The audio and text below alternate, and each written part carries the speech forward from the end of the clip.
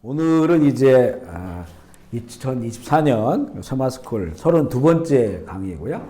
천년의 통치라고 하는 그런 주제로 천년 왕국에 관한 그런 말씀을 나누기 원합니다.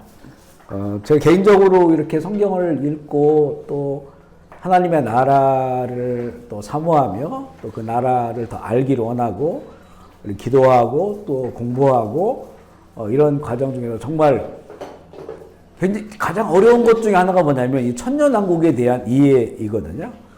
그 모든 그 짧은 그런 그 내용이지만 그 천년왕국을 이렇게 이성적으로 또 지성적으로 이해하기가 굉장히 어렵다는 생각이 듭니다. 그리고 수천 년 우리 기독교 역사 가운데서도 이 천년왕국에 대한 그런 그 견해들이 여러 가지 견해들이 있어요. 어떤 게 맞냐? 우리가 이제 정확하게 그것을 분별하고 구별해서 말하기가 쉽지 않는 그런 내용들인데 오늘은 그래서 그래도 성경에서 우리에게 놀라운 비전으로 계시된 보여주신 그런 그 내용입니다.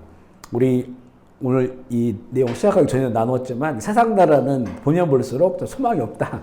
그래서 하나님의 나라를 우리가 소망을 두고 살아가는데 그 하나님의 나라의 한 형태 가운데 이 천년 왕국이 있어요. 천년 왕국.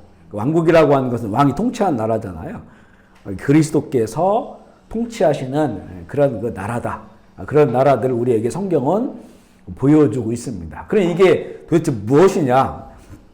2000년 전에 쓰여진 그 언어로 봐서는 참 쉽게 이해가 되지 않지만 이 내용들을 그래도 우리에게 주신 거니까 마음에 소망을 두고 우리가 살아갈 수 있도록 이 내용을 좀 그동안 이제 그 2000년 기독교 역사 가운데 이것을 어떻게 보고 있는지 그리고 성경은 무엇을 말해 주는지 이게 뭐 100% 어떤 정답이 될 수는 없겠죠. 하지만 우리가 그 천년왕국을 이해하는데 조금이나마 도움이 될 수 있도록 이 내용을 오늘 좀 나누고자 합니다. 먼저 이제 천년왕국에 관한 다양한 견해가 있어요. 뭐 여러 가지 수도 없는 내용들이 있겠지만 크게 나눈다면 한 세 가지의 그런 형식으로 이야기를 하는데 첫 번째가 뭐냐면 이 천년왕국에 대해 후천년설이 있습니다. 후천년설은 뭐냐면 천년왕국이 끝난 다음에 그리스도가 재림한다 이런 내용이요.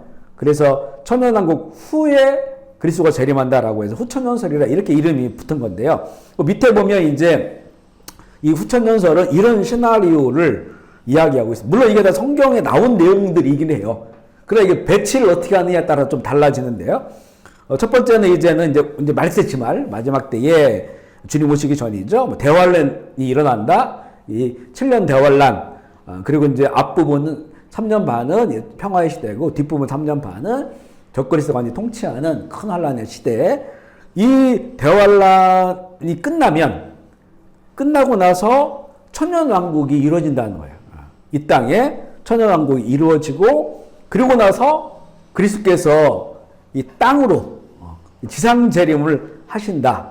지상재림을 하시고 이제 지상재림을 하시면 모든 죽은 영혼들이 일어나 부활하게 되는 그런 내용이 그리고 나서 이제는 마지막 흰보자 심판이라고 하는 그런 최고 심판 후에 새 하늘과 새 땅으로 나아간다. 이런 견해예요. 이게 바로 후천년설이고요. 물론 성경적 근거들도 다 가지고 있어요. 두 번째는 전천년설이에요. 전천년설. 이거는 이 천년왕국 이전에 그리스도가 오셔서 천년왕국을 실현하신다라고 하는 그런 그 견해인데요. 아마 그 지금 우리들과 생각하고 있는 그런 견해들과 아마 가장 관계가 있는 그런 견해가 바로 전천년설인데 전천년설도 두 가지로 좀 나눠요. 그래서 세대주의적 전천년설이 있고 역사주의적 전천년설이 있는데 한번 잘 보면요. 이 내용은 이제는 어느 순간 공중재림, 우리 지난번에 공중재림과 지상재림 나누었었잖아요. 먼저 공중재림을 예수님께서 공중으로 오셔서 성도들을 이끌어 가시는 거예요. 휴거가 일어나고 그리고 나서 이제는 대환란이 시작된다. 그러니까 이거는 이제 끌어올라 가시는 휴거가 환란 전으로 보는 그런 입장들과 이제 맥락을 같이 하는 거죠. 그래서 그리스도의 공중재림, 이거 지상 재림이 아니에요. 성도들의 휴거. 그 다음에 이제 지상에는 대환란들이 시작돼요. 대환란이 끝날 때 그리스도가 지상 재림을 해요. 그리고 나서 그리스도의 통치 아래에서 천년왕국이 이 땅 가운데 이루어지고, 그리고 이제 최후 심판. 잠시 그 천년왕국이 시작될 때 사탄을 무적행에 가두잖아요. 그러다가 천년 후에 사탄이 풀려서 마지막 저항을 하지만 그 저항한 것을 묻고, 그러고 나서 이 신보자 심판이라고 하는 그 최후 심판이 있고, 그 다음에 새하늘과 새 땅으로 간다. 이런 그 견해고요. 같은 전천선에도 역사주의적 전천선은 뭐냐면, 여기 좀 다르죠? 시작이. 대환란. 여기는 대환란이 끝나고 그리스도가 재림한다고 이런 입장이에요. 대환란이 먼저 있고, 7년 대환란이, 그 다음에 그리스도의 재림이 있고, 재림하고 나면 성도가 부활하고, 그 부활한 몸으로 휴거된다는 거예요. 그러니까 그리스도의 그 재림을 일회적으로 보는 거죠. 1회. 공중 재림과 지상 재림 따로 있는 것이 아니고, 그리스도가 재림해서 그때 성도들이 부활하고, 그때 이제 휴거가 일어난다는 거죠. 그러고 나서 지상의 천년 왕국이 이루어지고 최후 심판이 일어나고 새하늘과 새 땅으로 간다. 이게 이제는 그 전천년살의 두 가지 견해예요. 아마 지금 우리가 성경적으로 보고 있는 그런 내용들이 이 전천년설에 가깝고, 특별히 이 세대주의적 전천년설과 이것과 똑같다라고 말할 수는 없지만 그런 그 입장에 이게 좀 가깝지 않은가 이렇게 볼 수 있고요. 세 번째가 이제 무천년설이에요. 이 무천년설은 뭐냐면, 천년왕국이라고 하는 것이 따로 있는 게 아니고, 지금 이 교회의 시대가 이게 천년왕국이다. 특별히 이제 주님이 재림하시기 전에 마지막 부흥이 일어날 텐데, 마지막 부흥이 일어나서 정말 교회가 그 천년왕국을 누린다는 거예요. 마지막 부흥을 통해서. 이거는 지금 우리가 예수님 재림과 상관없이 지금 이런 그 지상 안에서 이 천년왕국이 이루어지는 거다. 이렇게 얘기합니다. 그래서 이 무천년설은 천년왕국은 교회의 시대를 말한다. 교회가 부흥하는 그런 시대를 말해서 예수님의 초림, 2000년에 오셨던 거 초림 이후에, 그리고 재림 이전의 그 시대를 천년왕국으로 본다. 무천년설은 지금 이 교회 시대가 천년왕국이다 이렇게 말하는 거예요. 따로 천년왕국이 이루어지는 게 아니고 지금 이 시대다 이렇게 이제 보는 거예요. 그래서 그걸 이제 밑에 내용으로 보면 그리스도의 초림, 그리고 천년왕국이 그 교회를 통해서 누려지고, 그 다음에 재림하고 성도가 부활하고 최후심판과 새하늘과 새 땅을 향해 나아간다는 이런 그 시나리오를 보여주고 있습니다. 좀 내용 어렵죠? 내용이 좀 어려운데, 하여튼 이런 그 세 가지의 그 견해들을 통해서 천년왕국을 이해하고 있는 거예요. 그렇기 때문에 이 천년왕국에 대한 그런 그 이해가 쉽지 않다는 거예요. 쉽지 않다라고 하는 것이. 근데 우리는 이제는 지금 할 수 있는 한 성경에 있는 그대로를 먼저 우리 해석하기 전에 먼저 성경에 있는 그대로를 보기 원하기 때문에 요한계시록의 천년왕국의 뒷부분에 나오잖아요. 요한계시록 모든 그런 그 이야기들 뒷부분에. 그래 분명히 이 천년왕국은 이 땅에 실현되는 나라예요. 예수 그리스도가 통치하시는 실현되는 나라로 보기 때문에 무천년설은 전혀 그 내용하고는 맞지 않죠. 그래서 그렇게 보고 있다 이렇게 얘기할 수 있고요. 그러면 이제는 천년왕국, 이건 천년나라 이렇게 이야기를 했는데, 이 천년왕국, 천년 이 나라는 어디에서 세워지느냐라고 하는 거죠. 어디에서 세워지느냐. 그냥 이제 요한계시록 끄트머리에 나온 새하늘과 새 땅은 그 이제 모든 이 지구나 우주의 질서가 없어져 버리고, 그러고 나서 하늘에서 준비된 것이 내려온 거잖아요. 그 또 다른 세상이란 말이에요. 새하늘과 새 땅이니까. 근데 이 천년나라, 천년왕국은 어디에 세워지느냐라고 봤을 때 이 지상에서, 우리가 살아가는 이 지구, 이 지상에 천년 그 나라가 실현된다 이렇게 볼 수 있다는 거죠. 우리 뭐 이 두 가지 구절은 늘 읽는 거지만 그래 다시 한번 읽어볼게요. 사도행전 1장 11절 12절입니다. 시작. 이르되 갈릴리 사람들아 어찌하여 서서 하늘을 쳐다보느냐. 하늘로 가심을 본 그대로 오시리라 하였느니라. 제자들이 감람원이라는 산으로부터 예루살렘으로 돌아오니 이 산은 예루살렘에서 가까워 안식일을 가기 알맞은 길이라. 그래 감남 동산에서 예수님께서 하늘 올라가셨잖아요. 본 그대로 내가 오겠다.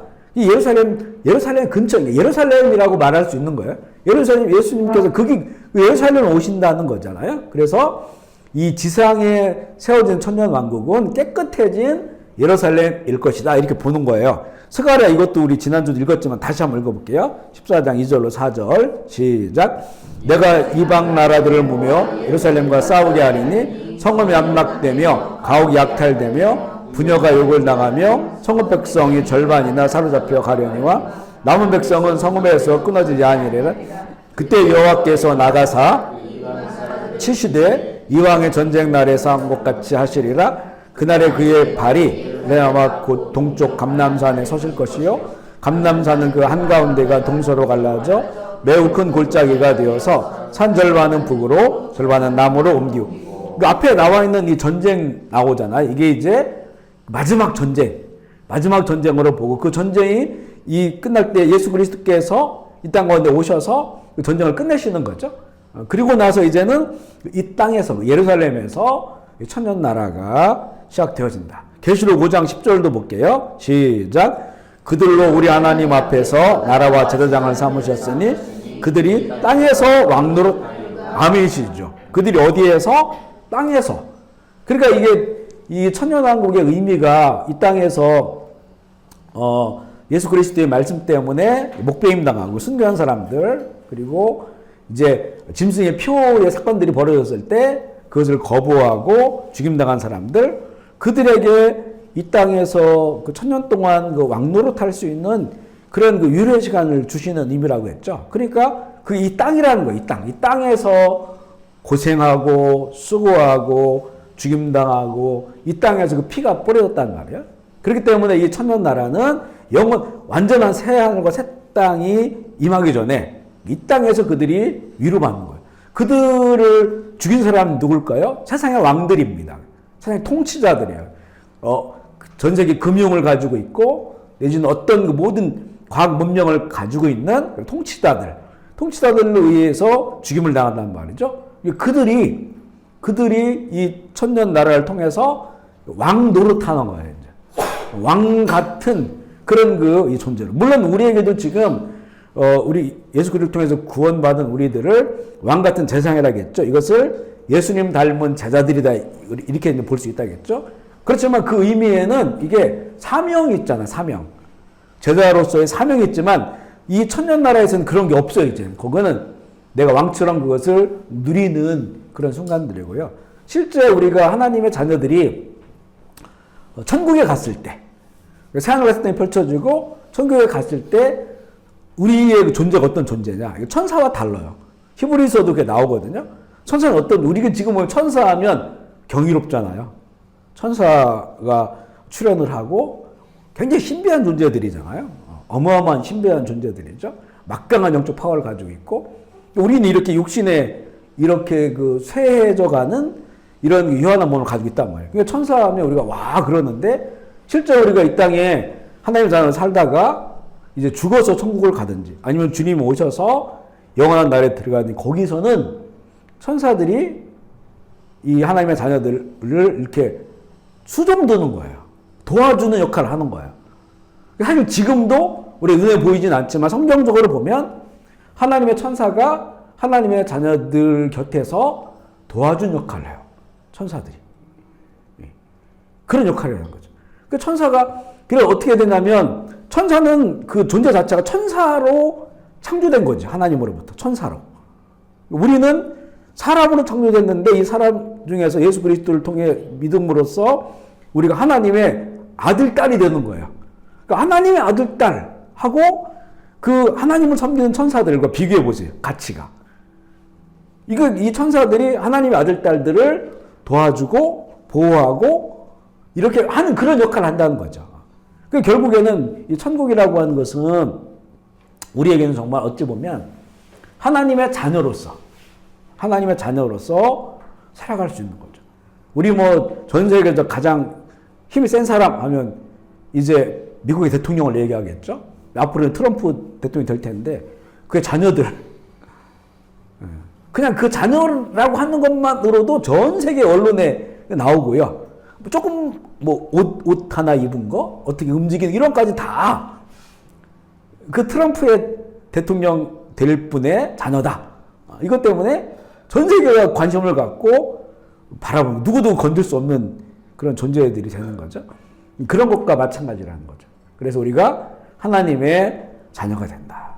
지금은 우리가 하나님의 자녀이지만 자녀로서 인정을 못 받는 거죠. 전혀 파워가 없어요. 그렇죠? 물론 그 영적인 파워가 있죠. 우리가 하나님의 자녀로서의 그 역할을 우리가 이 땅 가운데 감당했을 때 우리 아버지 되시는 하나님께도 주시는 그런 은혜와 능력들이 있어요. 그렇죠? 비록 우리가 비천하지만 비천한 삶을 하지만 존귀한 사람들이죠. 존귀한. 하나님이 그것을 인정하시는 거죠. 그렇지만 이제 죄악된 세상 가운데서 사탄의 그런 공격과 그런 세상 속에 살아가니까 이 땅에 살아가는 우리들은 여러 가지로 공격도 받고 넘어지기도 하고 그런 일들이 있습니다. 그러나 이제 천년 나라에서 또 영원한 하나님의 나라에서는 하나님의 자녀들로 살아가는 거죠. 우리에게 성령을 약속하시는 거예요. 약속하셨다. 우리가 사실 살아가는 게 그것 때문에 그 보상을 받기 위해서 내가 예수 믿는다. 사실 이런 건 아니에요. 사실 예수님을 만난 사람들은 그런 마음이 없습니다. 그 약속은 그냥 우리의 소망을 바라보고 그 소망 때문에 이 땅 가운데서 진짜 예수 그리스도처럼 살아가는 거죠. 진짜 주님의 제자로 살아갈 수 있는 힘이 그 소망에 있는 거지. 우리가 머리를 굴려가지고 내가 하나님 나라에 산 걸 많이 받아야지 이래가지고 이 땅 가운데서 뭘 한다고 하는 것은 사실 거듭난 그리스도인의 그런 자세와 태도는 아닙니다.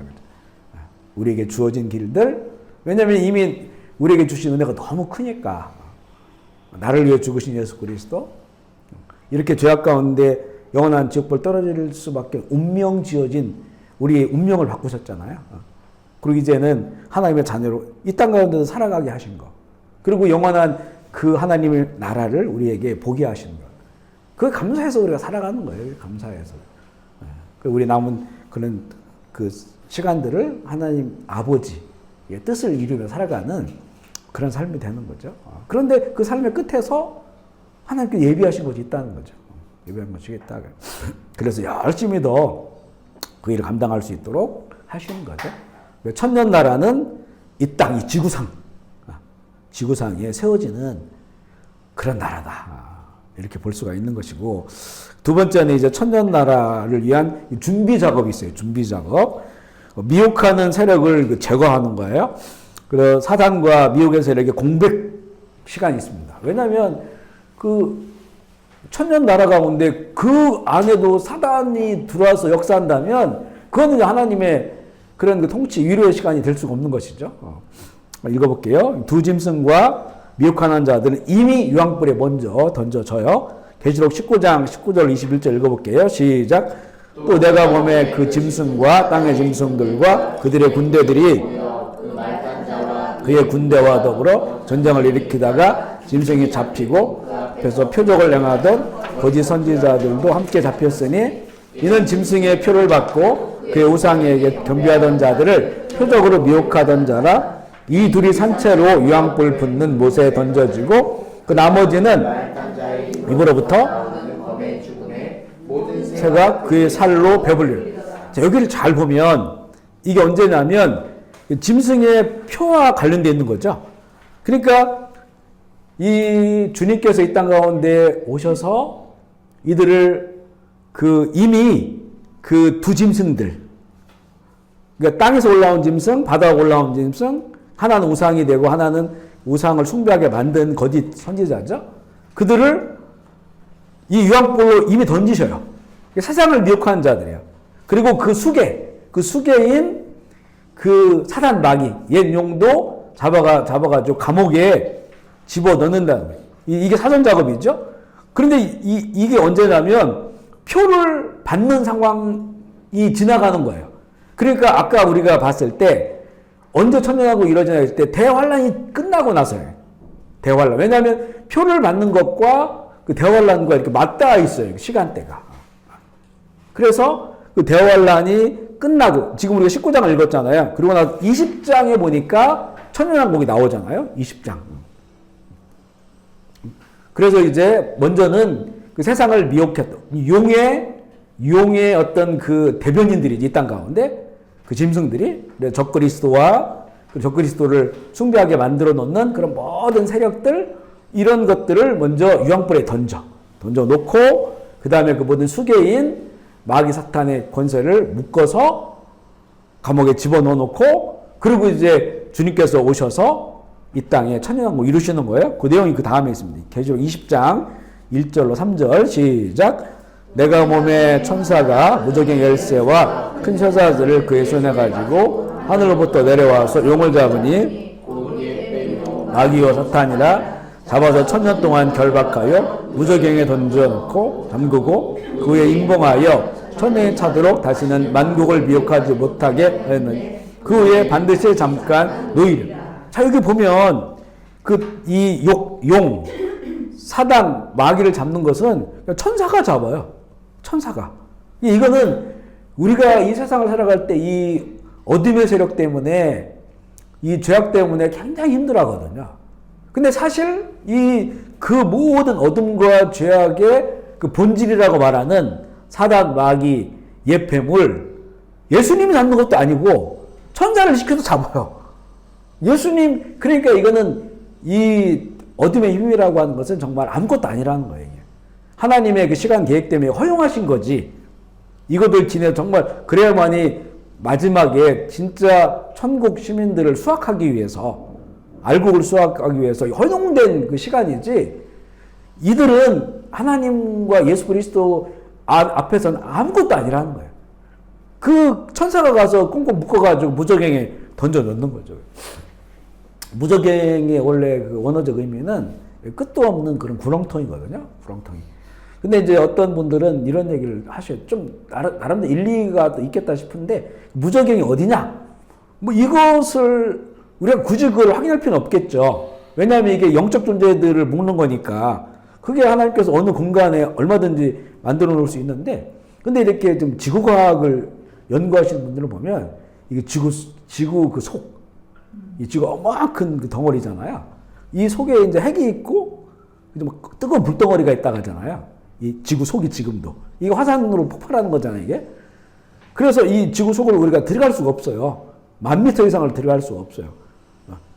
그래서 어떤 분들은 이제 이 스홀, 그러니까 이 무저갱이 아마 지구 속 어딘가에 이렇게 있을 거다. 그래서 이걸 붙잡아가지고 그 지구 속, 감옥 속에 집어 넣는 거다. 이렇게 말하시는 분도 있는데, 이 지구과학을 연구하시는 분들의 얘기를 들으면 되게 일리가 있어요. 왜냐하면 지구 속은 불덩이거든요.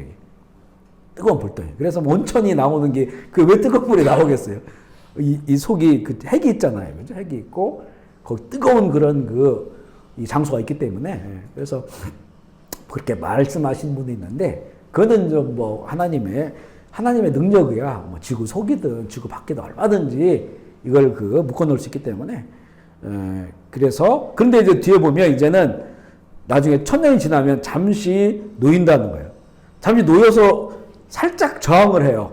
저항을 하려고 하는데 완전히 이제 불이 내려와서 그들을 다 휩쓸어 버려 가지고 마지막 최후 심판으로 가요.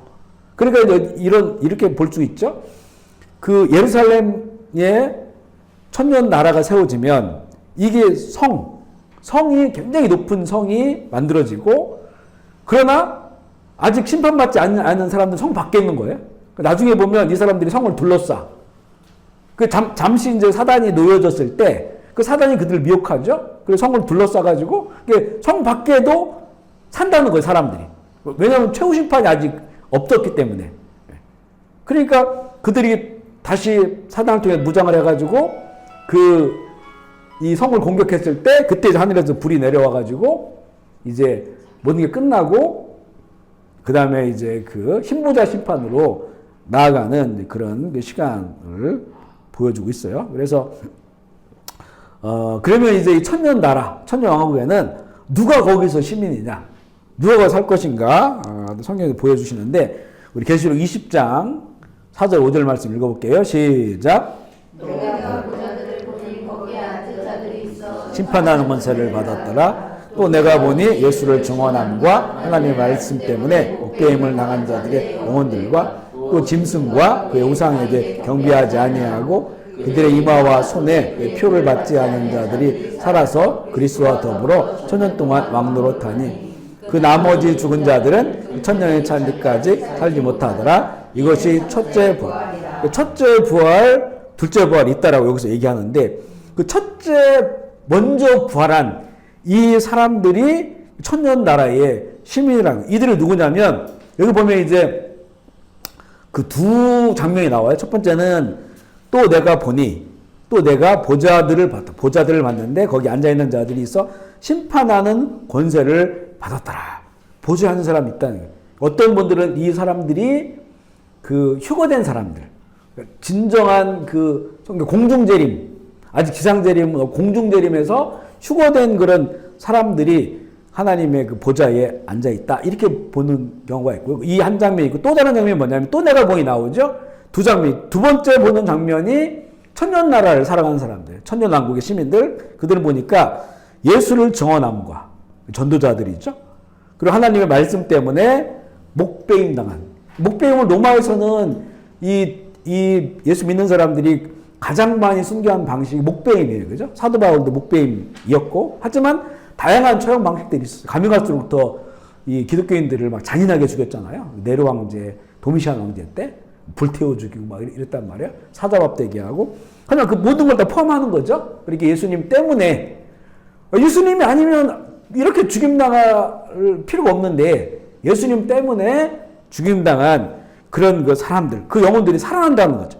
살아난다는 게 사실은 물에서 나오는 게 아니고 이미 이들은 낙원에 있어요. 낙원에 있는데 천년 나라를 살아가야 되니까 이 몸이 필요하잖아요. 몸. 하나님의 나라에서는 그냥 영적 존재로 살아가는데 이제는 부활할 때 영원히 내가 살아야 될 그런 몸을 주신다는 거잖아요.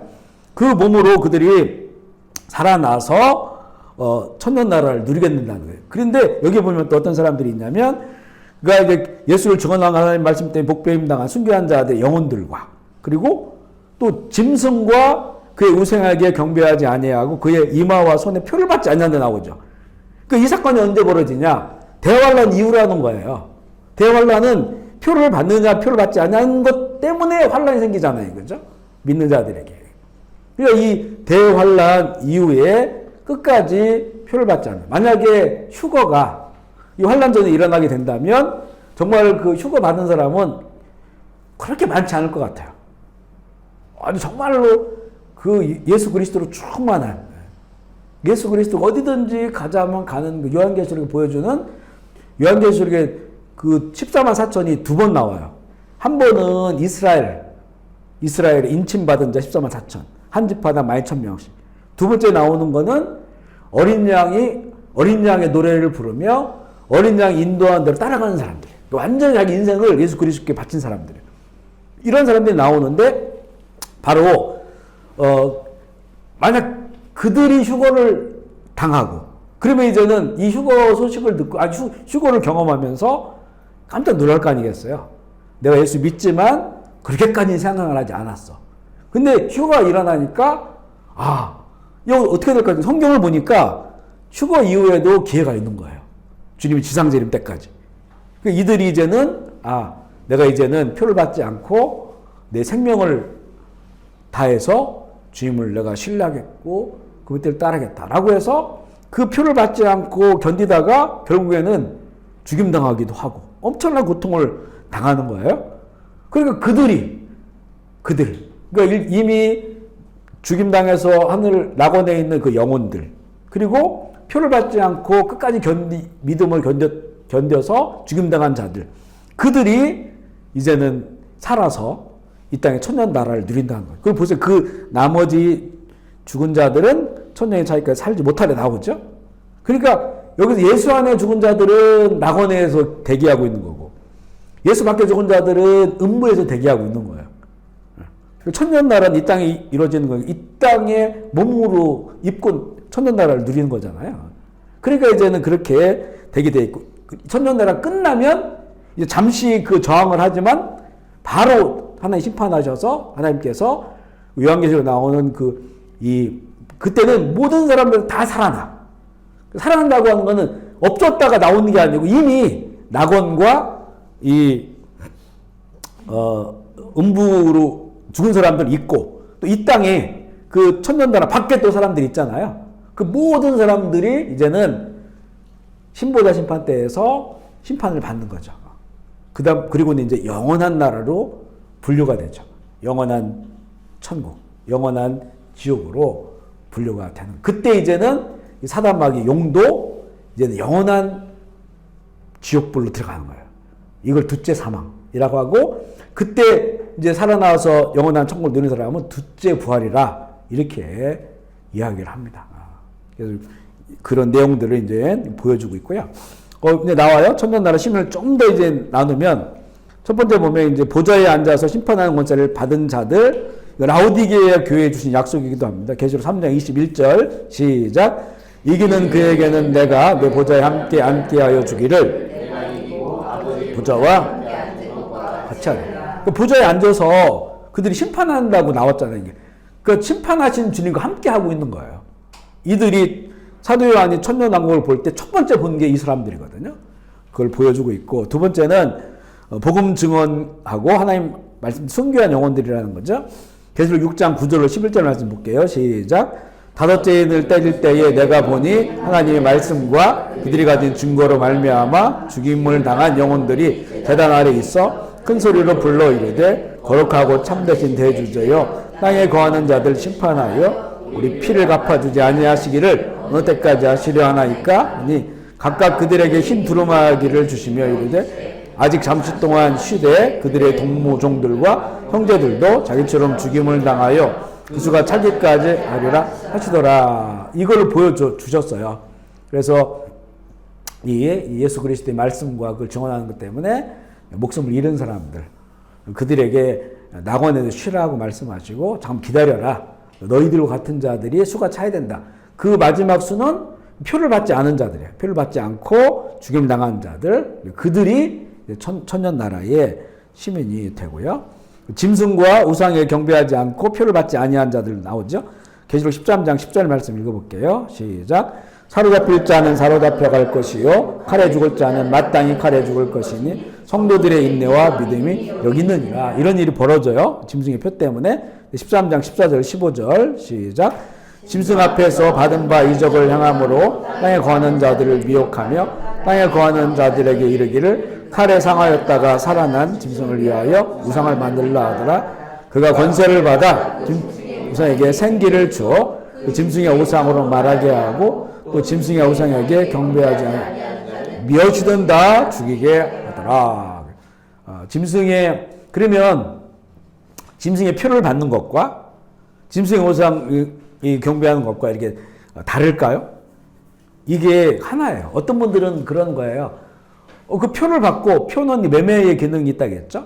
표를 받고 짐승에 경배하지 않으면 되지 않냐 이렇게 얘기하는데, 이미 표를 받는다고 이 성경이 지금 여러 차례 반복되잖아요. 표를 받는다고 하는 것이 짐승에 경배하는 거다. 짐승은 무엇으로 세상을 미혹하는가? 돈으로.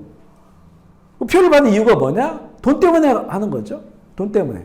그러니까 결국에는 이 반복되어진 이 주님의 이런 그 말씀을 거역하는 거예요. 거역하고, 그 짐승이 예를 들어서 자기를 경배하라고 하는 것이 우리 뭐 옛날처럼 지금 북한에 가면 김일성 동상 막 세워져 있잖아요. 김일성, 김정일, 김정은 이렇게 뭐 지금 3만 몇천 개가 있다 하더라고요. 그 북한에 그 조그마한 곳에 그렇게 많으니 가는 곳마다 있을 거 아니에요. 그런데 거기에 날마다 가가지고 경배하고 이런 게 아니에요. 이런 게 아니고 그냥 이 짐승의 나라의 그 시스템, 돈으로 살아가는 세상, 이것이 내 인생에 가장 중요하다라고 여겨서 그 길로 가면 이 표를 받을 수밖에 없어요. 이게 바로 그걸 경배하는 거예요. 막 그 가수들이 막 노래하고 뭐 춤추고 그러잖아요. 이게 왜 짐승을 경배하는 걸까요? 그냥 노래하는 건데? 왜냐면 그 안에 보면 짐승이 좋아하는 게 있어요. 그 춤을 보면 너무 막 음란한 그런 모습을 보여주고, 그리고 그 가사에는 그 음란한 이런 것들을 추구하는 이런 가사들이 있어요. 이게 우리가 하나님을 찬양할 때 어떤 가사로 찬양을 합니까? 하나님을 높이고, 그분이 하신 일들을 높이고, 그분이 기뻐하고 좋아하는 것들을 담아서 우리 찬양하잖아요. 이게 우리의 예배입니다. 근데 그냥 음악을 틀어놓으면 그 음악 속에는 사단이 좋아하는 그런 그 코드들, 그런 가사들, 그런 춤들이 가득해요. 그죠? 그럼 막 박수를 친단 말이에요. 그 나는 그냥 문화활동을 한 건데, 내 대중가요, 내 취미인데, 그런데 그거를 함께 하면, 그거 짐승을 예비한, 경배하는 거예요, 그게. 그래서 우리가 분별력이 이게 필요하다는 거죠. 분별력이 필요하다. 약간 이런 것도 있어요. 이거는 조금 과민하게 보는 걸 수도 있겠지만, You Lay Me Up? 그 노래 있죠? Raise Me Up. 그거가 지금 교회에서도 부르거든요. 가사를 바꿔가지고. 그게 이제 멜로디도 좋고, 또 가사 자체가, 그가, 너를 이렇게 세워주시고, 이렇게 하잖아요. 근데 원래 그건 어떤 그 소설을 쓴 그 내용에서 나온 그런 가사거든요. 근데 그 소설 쓴 사람도 그렇고, 그게 인본주의 작가가 한 거예요. 그러니까 거기서 말하는 그가 나를 이렇게 세워준다고 하는 내 어깨 위에 올리고 이런 거는 그게 그가 누구냐. 원래 그 작가는 그가 하나님을 말하는 게 아니고 그 사람을 말하는 거예요. 사람. 그 바벨탑을 세운 사람들. 우리가 힘을 모아서 저 높은 걸 할 수 있다. 너는 할 수가 있어. 너 힘들지 어렵지? 우리가 도와줄게. 우리가 힘을 모으면 할 수 있어. 그 본질적으로 보면 하나님을 대적하는 노래가 될 수 있단 말이죠. 그 노래가. 그래서 그 찬양을 교회에서 안 부르는 그런 교회도 있습니다. 이제 그런 것들, 물론 찬양이 너무 많으니까 사실은요. 그죠? 뭐 캄보디아 그 찬송가가 우리 부른 찬송가를 번역해서 부르는 것도 있지만 그 좋아하는 캄보디아 사람들이 찬송 부르는 거 다 우리 옛날처럼 뭐 포크송 같은 거. 우리 옛날에 뭐 그 포크송 뭐야 나를 사랑하는 주님 나를 위해 죽으시고 이거 다 포크송을 개살한 거잖아요. 지금은 이제 원체 우리나라가 노래를 잘 만들고 해서 뭐 이렇게 많지만 캄보디아 분들은 옛날 그 자기들이 불렀던 구슬픈 그 노래들이 있어요.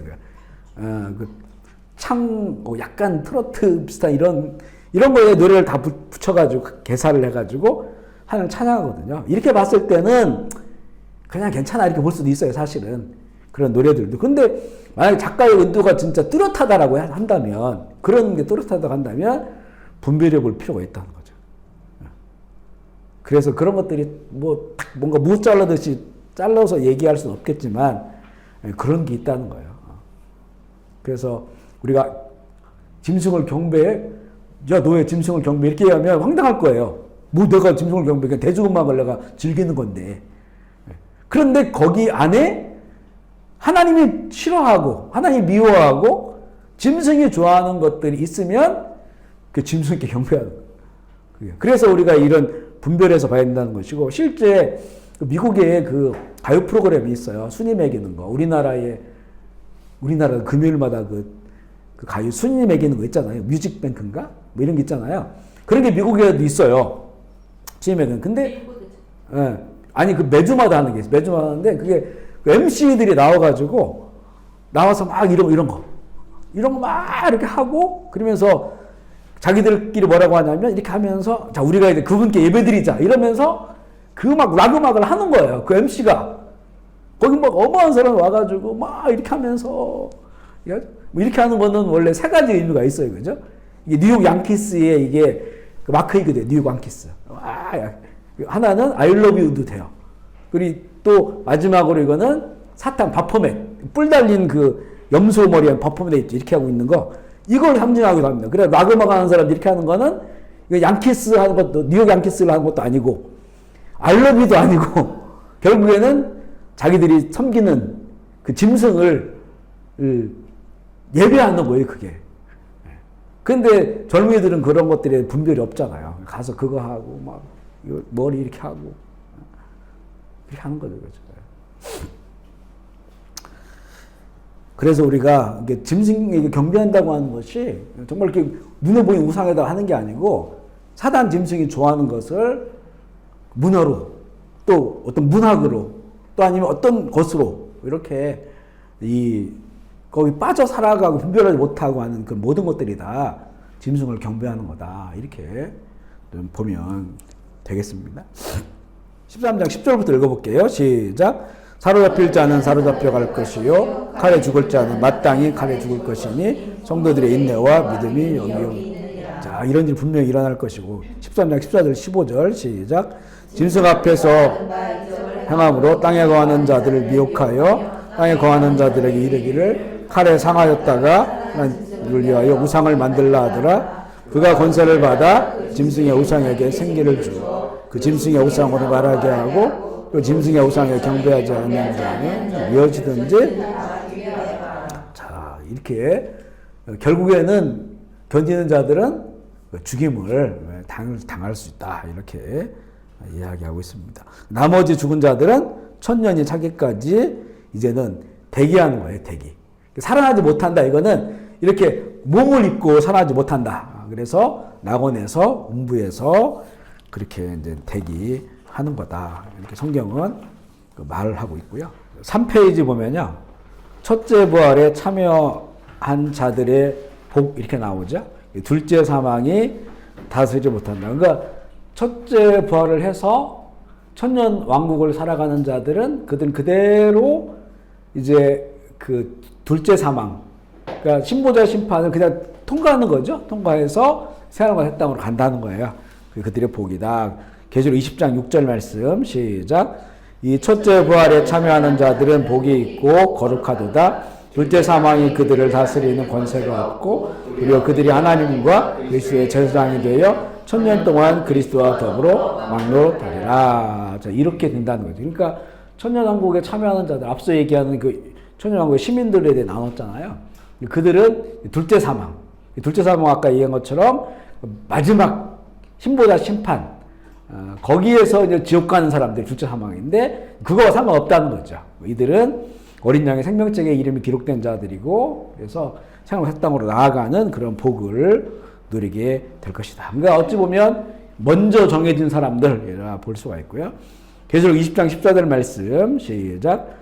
사망과 음부도 불못에 던져지니 이것은 둘째 사망, 불못. 둘째 사망은 영원한 사망이에요. 영원한 사망은 우리가 알고 있는 그런 죽음이 아니고 nothing이 아니고 영원한 불못에 들어가는 것이 둘째 사망, 영원한 사망입니다. 영원한 지옥불이다. 이렇게 보면 되는데 이 첫 번째 부활한 사람들은 그럴 일이 없다. 거기 갈 일이 없다. 이렇게 얘기하고 있고요. 네 번째는 그러면 천년 왕국 이후에는 어떤 일이 벌어지느냐 이거죠. 첫 번째 보면 옥에서 나온 마귀의 미혹으로 천년 나라를 포위한다는 거예요. 계시록 20장 7절 8절 시작. 천년이 참에 사단이 그 옥에서 놓여 와서 땅의 사방 백성들 곡과 마곡을 미혹하고 모아 싸움을 붙이리니 그 수가 바다의 모래 같으니라. 그러니까 이제 그 천년 나라가 진행되지만 이거는 최후 심판 전에 일어난 일이란 말이죠. 그러니까 이 천년 나라 예루살렘을 중심으로 만들어진 천년 왕국 그 밖에는 그곳에 사람들이 살아가요. 근데 그들이 그 천년 왕국 기간 동안에는 힘을 못 써. 그곳에서 살아가는 거죠. 그런데 천년 왕국이 끝났을 때 무저갱에 가둬놨던 그 모든 죄의 근원되는 마귀 사탄을 잠깐 풀어놔요. 풀어놓으니까 그들을 미혹해서 이 천년 왕국을 둘러싼다는 거죠. 근데 여기 보면 그 백성이 곡과 마곡을 미혹한다라고 했죠. 곡과 마곡 우리가 전에 얘기한 것처럼 이 러시아 쪽을 말하는 거예요. 러시아 쪽. 그러니까 그 세력들이 여전히 존재하고 있는 거예요. 이 마지막 아마겟돈 그런 전쟁을 일으키는 자들이 이 곡과 마곡입니다. 그러니까 결국에는 이게 어떻게 되냐면 북방에서부터 몰아쳐 내려오는 거예요. 러시아 또 뭐 북유럽의 나라들 그리고 무슬림 세계 사회주의 공산주의 세계들 이런 나라들 이스라엘을 포위하고 있는 그런 수많은 그런 나라들이 한 무더기가 되어서 이 전쟁을 일으킨단 말이죠. 그러니까 그들이 그 계속해서 존재하고 잔존하고 있어. 잔존하고 있는데 이들이 결국에는 그 무정에서 나온 마귀 사탄의 그런 그 미혹을 받아가지고, 근데 이게 전쟁 자체가 아니에요. 사실 이거는 이들이 이렇게 몰려오는데 끝나요. 그냥 하늘에서 불이 내려와가지고 그들을 다 태워버린다는 거죠. 그 결과가 나오죠. 결과는 계시록 20장 9절로 10절입니다. 시작. 그들이 지면에 널리 퍼져 성도들의 진과 사랑하는 성을 두루매 하늘에서 불이 내려와 또 그들을 미혹하는 마귀가 불과 유황불에 던져지니 거기는 짐승과 거짓 짐승이 있어 새도록 밤낮 괴로움. 그러니까 이거는 사실 전쟁이 아니고 그 하나님의 힘보자 심판의 그 상황이에요.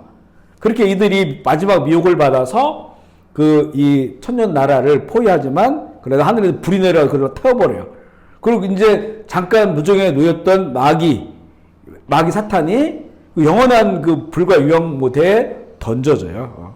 그리고 이미 거기에는 뭐 짐승, 첫 번째 짐승, 두 번째 짐승, 거짓 선지자들이 다 이미 거기 있는 거예요. 그렇게 해서 모든 이제는 천년 나라까지 끝이 나는 지상의 역사가 끝나게 됩니다. 그러면 이 천년 나라, 천년 왕국의 의미가 뭐냐? 첫 번째는 이기는 자에게 이 세상 가운데서 권세를 주시는 거예요. 계시록 2장 26절 시작. 이기는 자와 끝까지 내일을 지키는 그에게 만국을 다스리는 권세를 주리니. 이 하나님의 약속을 이루시는 겁니다. 그러니까 사실은 영원한 천국에 들어가면 천국 시민이 되지 다스리는 게 아니잖아요. 다스리는 게 아니죠. 하나님이 다스리는 곳에 시민으로 자녀로 살아가는 거 영원한 천국은. 그러면 하나님께서 너희들이 다스릴 거야 라고 했는데 이거 언제 이루어집니까? 그 약속이 바로 천년 왕국을 통해서 약속이 이루어진다. 그러니까 하나님의 말씀은 땅에 떨어진 게 없다는 거예요. 우리가 다스리겠다라고 하면 다스리는 자리를 만들어 주시는데 그게 바로 천년 왕국이라고 하는 거죠. 왕노릇하는 곳이죠. 그러고 나서 세상을 따게 되면 하나님이 다스리는 거죠. 우리 하나님의 자녀로 살아가는 거죠. 그리고 두 번째, 땅에서 왕노릇 한다는 약속을 이루시는 겁니다. 계시록 5장 10절 말씀 시작. 그들도 우리 하나님 앞에서 나라와 제사장들을 삼으셨으니 그들이 땅에서 왕노릇 하리로다 하더라. 그죠? 그 땅에서 왕노릇 하겠다라고 하는 이 말씀을 이게 어디서 이루어져요? 우리가 어떻게 왕노릇 합니까? 근데 이 죽임당하고 표류까지 받지 않는 이런 영혼들이 살아서 이 땅에서 지상에서 왕노릇하는 이 약속의 말씀을 이루게 되는 것이고, 또 천년왕국의 의미는 이 신원, 그러니까 탄식이죠. 탄식. 하나님 이 우리의 피를 갚아주십시오 라고 하는 이 탄식을 이루어주는 거예요. 그래서 내가 그걸 갚아주겠다고 약속했으니까 그걸 이루어지는 시간이 바로 이 천년왕국이라는 거예요. 베드로 6장 10절로 11절 시작. 큰 소리로 불러 이르되 거룩하고 참되신 대주제여 땅에 거하는 자들을 심판하여 우리 피를 갚아주지 아니하시기를 어느 때까지 하시려 하나이까니 흰 두루마리를 주시며 이르시되 아직 잠시 동안 쉬되 그들의 동무 종들과 형제들도 자기처럼 죽임을 당하여 그 수가 차기까지 하라 하시더라. 아멘이시죠? 그래서 내가 이걸 갚아주겠다. 근데 어디서 갚아줍니까? 지상에서. 너희들이 살던 그곳에서 너희들의 모든 이런 핏값을 갚아주겠다라고 하는 겁니다. 이게 바로 천년 나라, 천년 왕국의 의미다라고 말씀합니다. 사실 이렇게 나누면서도 상상하기 어려워요. 그런 나라가 세상 가운데 시작된다니. 그리고 그 나라 밖에 또 세상 나라가 있다고 하는 이런 것들이 참 상상하기 어려운 그런 것들이지만 성경 보면 우리에게 이걸 약속해 주신 거죠. 아직은 이루어지지 않았어요. 그죠? 그렇지만 그런 일들이 반드시 올 거라 이렇게 말씀을 주시죠. 우리가 천년 나라에 살게 되든지 아니면 하나님의 낙원에서 안식을 누리든지, 그죠? 우리가 지금 우리에게 주어진 이 시간 가운데 열심히 주님을 따르고 또 그의 나라 안에서 그 나라를 위하여 살아가는 우리들의 삶이라고 한다면 우리는 그 어딘가에 있을 거예요. 그죠? 하나님의 약속을 이루는 그 어딘가에 우리는 살게 될 것입니다. 우리가 그런 그 소망을 가지고 참 살아갔으면 좋겠고요.